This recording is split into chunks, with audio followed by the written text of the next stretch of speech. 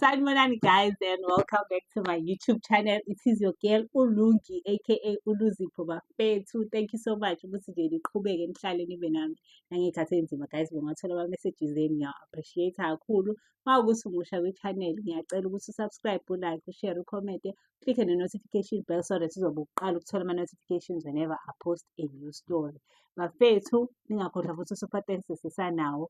Ngisazobuyela emuva ngiyo-check-a Nkosi yami ningixolele uma kuthi angikalisho igama lakho ngizolisho. Eventually komele ngigcine ngilishilo. But nje without wasting your time, another day, another story.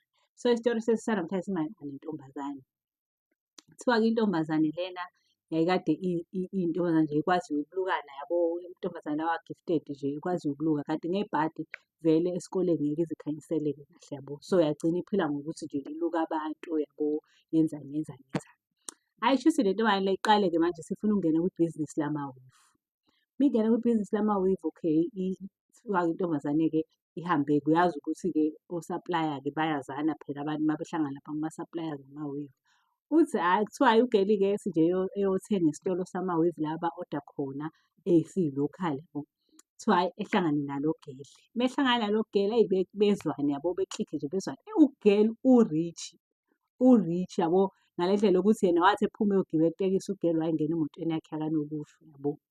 Eyi lo geli lo abe nje curious aze asho ukuthi eyi ngeke leya ntombazane nje ngifuna ukwenza sure ukuthi uma ngifika endlini ngiyayi-WhatsApp-a ngifuna ukuxoxa naye yabo and find out ukuthi yenza ngani because phela senzisile ibhizinisi efanayo nginesaluni and ngenza ney'nwele yabo. So mhlampe khona la engangigcilisa khona because uma ngibuka indlela esiphumelele ngayo uma ngibuka imoto yayo kuyacaca ukuthi yabo kushuthi ibhizinisi layo is going well. Ne-oda nje la yayizoletha ayizokwenza nje i-oda elikhulu. Hhayi ugeli-ke ngampela kuthiwa uma efika-ke endlini ama-WhatsApp, hayibo ngiyabonga ngijabulile ukukubona ngihambe kahle yabo belokhu benza ama-conversations nje. Hhayi bese begcine sebejwayelene efonini. Uma bejwayelane efonini hhayi begcine sebe-meet-up-a yabo. Behlale bexoxe nje bebone ukuthi imimoya yabo iyaholelana nje like yabo uma umngani wakho uyakwazi ukumbona ukuthi yabo lo umngani wami lo. Uthi hhayi bexoxe begcine sebexoxa ngezinto ngisho ey'phesonali sebe aba-friends angempela manje. Hhayi ugeli-ke kuthiwa ahluleke ukuy'bamba ambuza athi oh ayikho into engiyithanda njengokuba ne-future e-secured and ngiyabonga ukuthi ngiyakwazi ukwenza umsebenzi wezandla nani and ngiyayithola imali but I don't think ukuthi senga-afford izinto ey'nkulu yabo ngalo msebenzi wami because ibhizinisi lakhe liselokishini nakhona yabo. Athi nje I don't think ukuthi singakwazi ukuthi bese ngibe nonyanyavu nje njengawo le moto nani. Khona yini ezinye izinto ozenzayo besides yabo ukudayisa iy'nwele. Wathi nje ugeli no ngi-specialise-a nje ngokuthenga iy'nwele mina ngiy'dayise iy'nwele zami ukuthi angiy'shibhisi ngiyay'bizisa. Hhayi ethi ugeli ngeke ngisho nezami iy'nwele angiy'shibhisi ngiyay'bizisa and uma ngibuka ama-price range akho ngathi acishe efane nabo nawami but angikhoni. Athi nje ugeli hhayi that's a story for another day-ke ngokucushisa ngelinye ilanga ukuthi kwenziwa kanjani ukuze ube successful.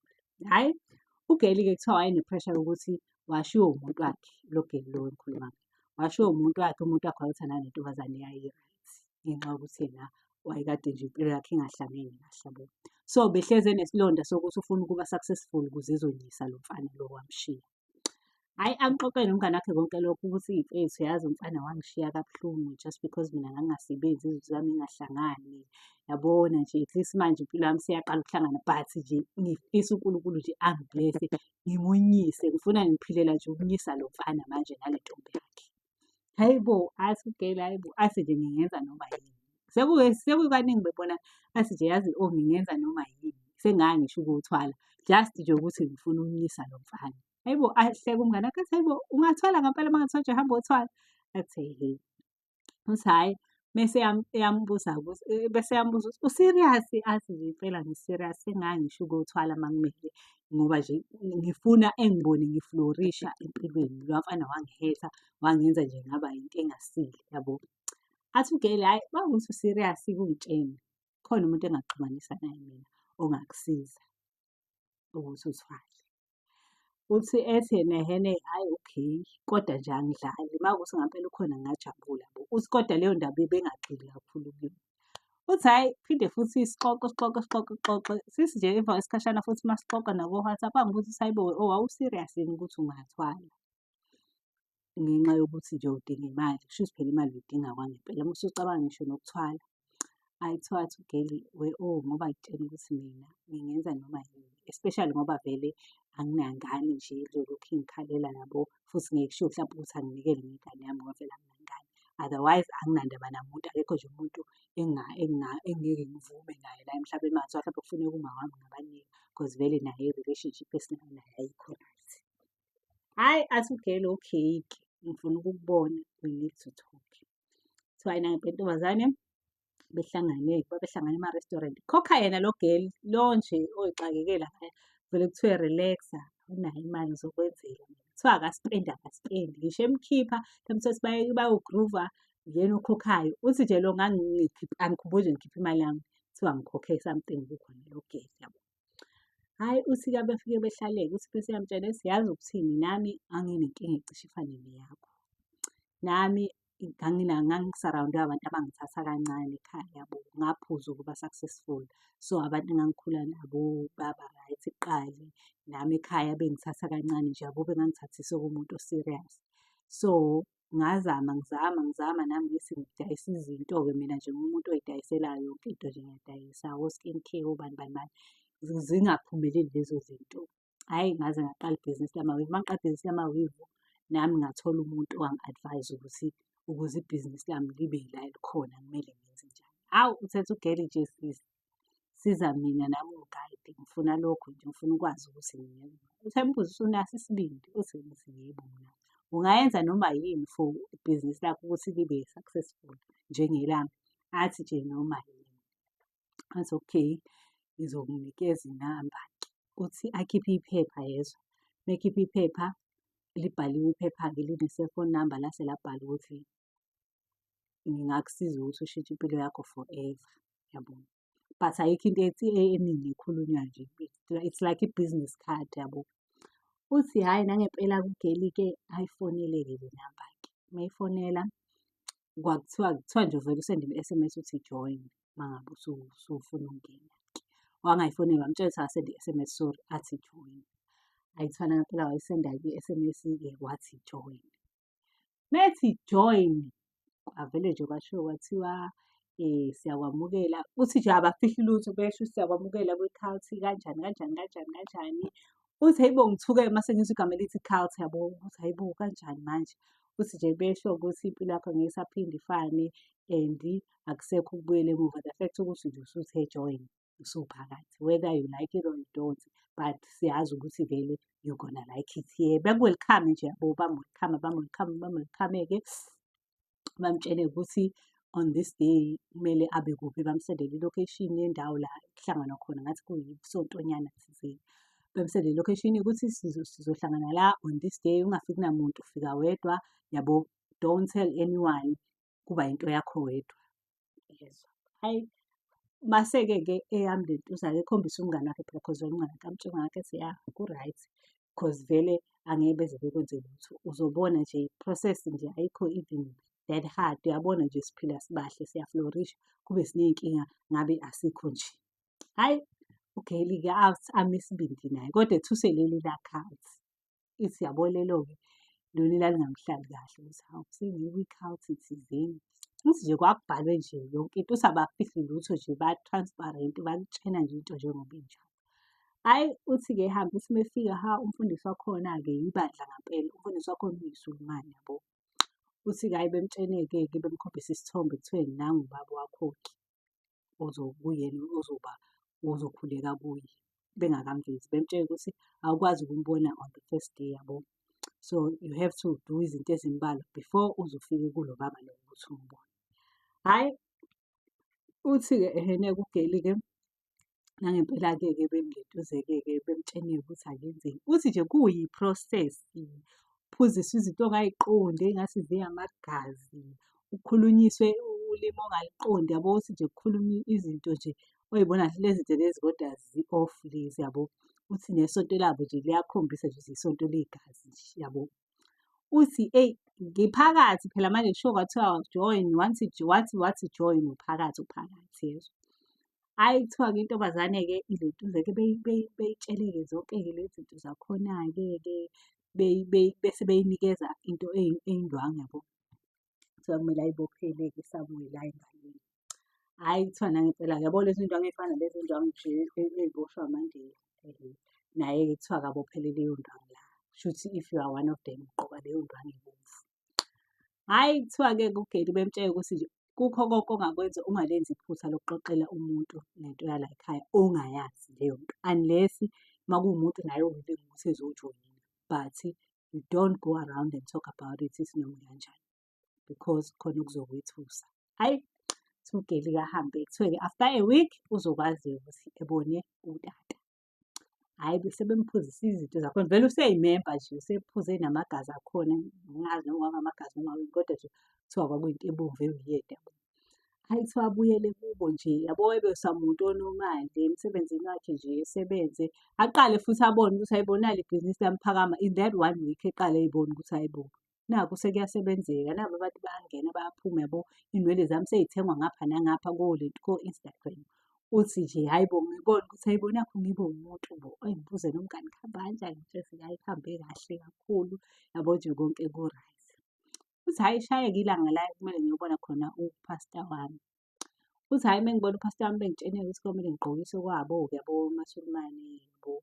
Hhayi kuthiwa nangempela-ke egqokise okwamaSulumane-ke ahambe ukuyobona uphastor. Kuthiwa muhle-ke lo Geli kuthiwa isiqumbu sentokazi. Hhayi kuthiwa-ke uma ehamba-ke eyobona uphastor-ke afike-ke angene. Kuthiwa mengena uphastor uhleli ubhekele aphenduke-ke esihlalweni sakhe sobukhosi amtshele-ke ukuthi sibanibani wakwaSibanibani siyakwamukela igama lakho awusesiyena usibanibani wakwaSibanibani usuzoba usibanibani. Hawu seshintsha negama nesibongo konke. Amnika igama elisha. Kuthiwa hhayi-ke intombazane-ke ihlale-ke iguqa mese eyayitshela-ke ethi ngiyakhumbula ukuthi wawutshela ukuthi kwathiwa join. Ayisekho into ozoyinqaba noma bekuthiwa yini. Kuthiwa mese eyasho-ke lo baba ethi ukuze ube yingane yami kumele ukuthi alale naye ukuze ezokwazi ukuthi amfake umoya wakhe. Ukuze ezokwazi ukuthi akwazi ukuthi amthobele wonke umuntu ofika la wonke owesilisa owesifazane ojoyinayo kumele alale nalo baba lo. Hheyi intombazane ithuke-ke manje uthi hayibo kanjani. Hhayi kodwa phela join uma kuthiwa join uphakathi vele. Hhayi kuthiwa intombazane-ke ivume-ke ilale nalo baba. Kuthiwa ngenkathi ilala nalo baba iqede-ke into abeyenzayo. Kuthiwa nje kwadlula usuku olulodwa ngakusasa yaqala intombazane yalunyelwa laphaya ezansi yabo ihlezi ilunyelwa. Kanti nomngani wami isho ithi yayike imnaka ukuthi unokuyinwaya nje esithubeni useyayinwaya yabo lapha endaweni. Hhayi kuthiwa-ke intombazane iqale-ke ilunyelwe-ke manje-ke. Hhayi ilunyelwe-ke kodwa kuthiwa impilo hhayi iza ngama-levels. Iyanyuka nawe uyayibona nje kuthiwa nje kwathi ukusuka wayethenga imoto wathenga umuzi. Yabo nje impilo ihlangene kodwa nje ulokhu kukhona izinto ey'ncane alokhu ezenza for the cult but oku-hectic okusenzekile so far lokhu ukuthi alale nomfundisi yabo. Kodwa nakho nje ngoba wamuxoxela umngani wakhe wamtshela ukuthi vele kuba kanjalo uJoni. I-process sonke sidlula khona but at least-ke sinamabhiliyoni. Hhayi kuthiwa babe-rich-ke manje. Cabanga umuntu onesaluni elokishini nje engekho enye into etheni ayenzayo. Kuthiwa nje bekumele ube na-something oyenzayo like ngisho kungathiwa udayisa iyobovu kodwa nje leyo yobovu uyoyibona ekukhandela amabhiliyoni. Hhayi kuthiwa nangempela-ke uGeli-ke ashintshe i-lifestyle manje abe nemizi. Yabo nje use-right use-successful uGeli ngisho nakubo sebebuza yena ukuthi what to eat ngoba nje uGeli ubaphethe ngampela yezwa. Hhayi kuthiwa kube mnandi-ke yabo akasahlali nangakubo isaluni nje akasayingeni indaba yayo kodwa iya-operate-a kodwa nje isikhathi esiningi uya-travel-a ehamba amazwe. Yabo nje impilo yakhe nje mfethu wonke umuntu eseyifisa impilo yaleya ngane yezwa. Lapho ingabambeki kube nomngani wayo hhayi sebephumelele bobabili sebey'shaya bobabili iy'ndawo baya bobabili esontweni labo leli le-cult nani nani nani ukuthi phela bashiya nama-levels lo kade waqala. So izinto ey'ningi usezenzile lo usanda kuqala. Hhayi kuthiwa-ke ngelinye ilanga asimone kuthiwa akayobona utata. Hhayi kuthiwa mefika kutata amtshele-ke utata athi Geli akukho-ke okuza nje kalula kangaka nje. Ungacabanga ukuthi nje ngokulala la bungalala nanoma unobani ube-right. Kuthiwa lapho uyalunyelwa uGeli. Hhayi mese-ke kuthiwa-ke bungalala nanoma ube-right. So akusizi-ke ukuthi uy'tshele ukuthi wena ubusulale nami sesiqedile. We are not done yet. Thina akusenzeli lutho ukulala nawe but thina into esenzelayo ukuthi umoya wami uhambe uspread-eka all over khona bonke abantu bezogcina bekhothamela kimi, nami izinto zakho zikhanye yabo. Amtshele-ke wathi, you need to get someone. Le nto le kumele ibe segazini. Angithi nike nizwe uma kuthiwa hlampe amaSulumane akholelwa ukuthi umcebo awuphumi. Naye bemtshele ukuthi umcebo awuphumi, awusavumelekile ukulala nje nomuntu or bamtshela lokho kade eqeda ukulala noFato ukuthi akasavumelekile ukulala nomuntu. Sekumele nje angalali. Hhayi wathi akanankinga futhi nalokho. She doesn't mind as long as enemali akadingi indoda. Mese yamtshela uFato ethi yakhumbula ukuthi kwathiwa ungalali nolentuzana nakuzethu uFato nabo ubaba lo wakhe. Amtshele ukuthi yakhumbula ukuthi kwathiwa ungalali nolentuzana nomuntu wesilisa. Mase wamtshela bathi manje sekumele ulale nomuntu wesilisa. But you need to sleep with someone very close to you cause sifuna leli gazi ukuyigcina la. Ngoba uma ngabe futhi lowo muntu ulala naye kumele umu-understand-ise ukuthi ngoba eselale nawe akusamele aphinde alale nomuntu. It can either be your brother, it can be your cousin, it can be umalume wakho, anyone who is your blood onegazi lakho elivana kuyena.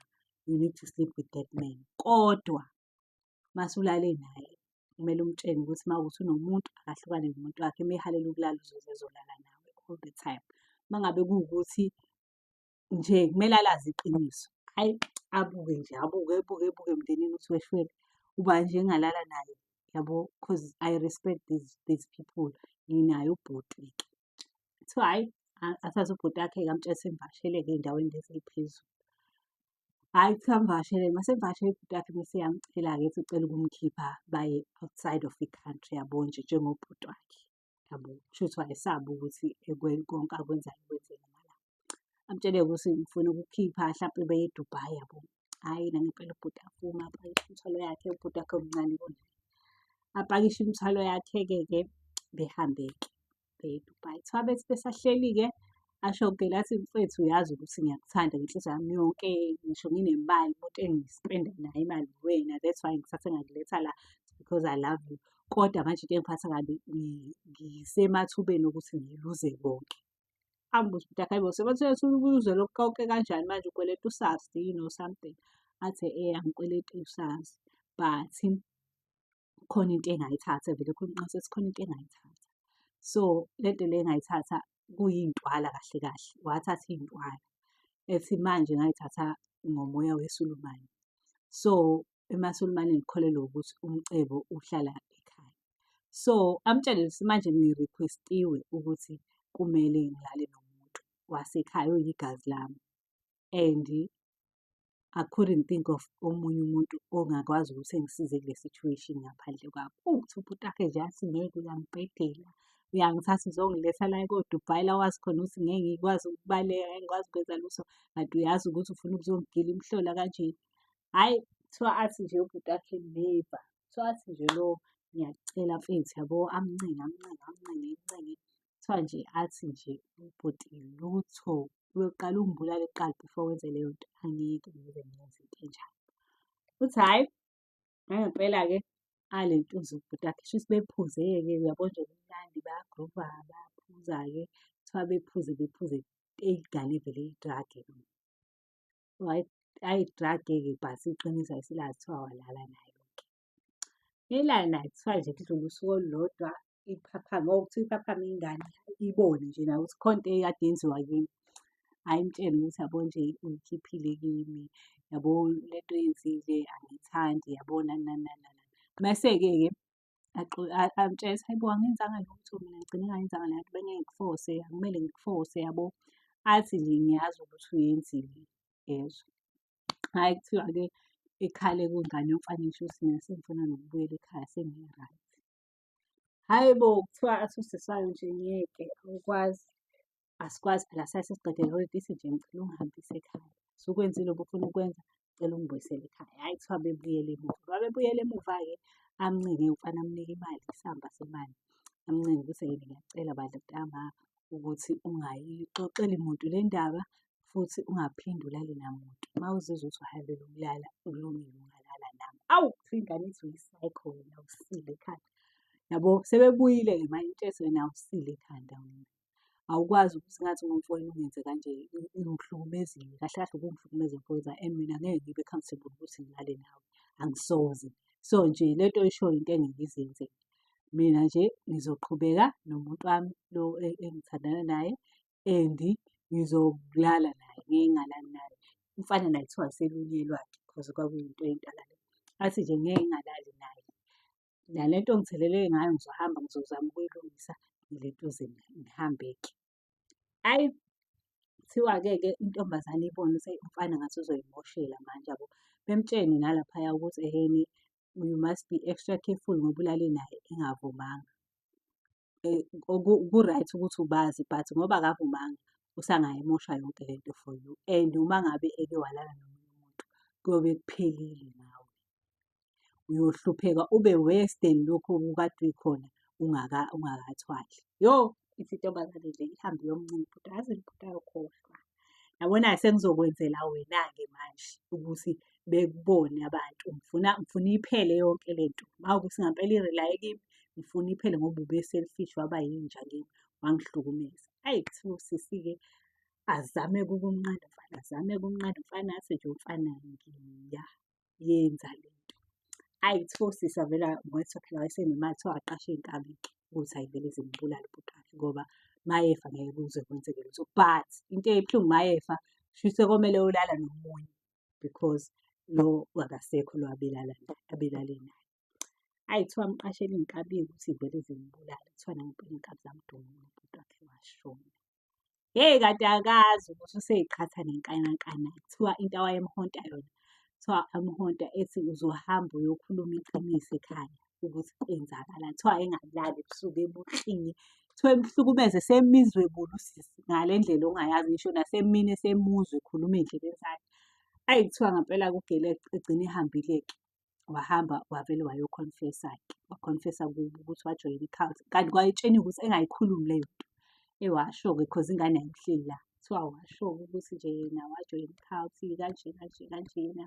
Kwawukuthi umfana wakubo aze ashone. Achaze sonke i-story yezwa umuntu uma esekhuluma esegeqa amagula engathi useyafa. Kuthiwa wakhuluma uGeli-ke washo yonke into. Sonke le story kade besixoxa ukuthi kwenzakalani kanjani njani njani. Kuthiwa uGeli kwaphela konke waboshwa-ke kwathi kwamele eboshwe phela because indaba yaba serious indaba yokuthi umfana wabulawa ngoba wadutshulwa. And babengazi kubo ukuthi unezitha, babengazi nokuthi usisi wakhe engakhipha into ekanje. So ese-confess-a-ke usisi-ke waboshwa-ke. Uma eboshwa wahlala ejele kwaphela yonke into awayekade enayo yaphela. Ekupheleni kwayo walentuza-ke wabuyela from hhayi ngisho naku-square one, wabuyela ku-square zero. Ngale ndlela yokuthi akaze ephinde eze ebe nemali kuze kube namhla kuthiwa nje into ey'dabukiselayo. Sewaphuma ejele uyay'hluphekela. Abantu bakubo nje bathi asifuneli ukuthi esihlanganisa nawe, wena u-selfish kakhulu uy'cabangela wena wedwa. Sekuyinto nje ehamba ihlala noma ikuphi.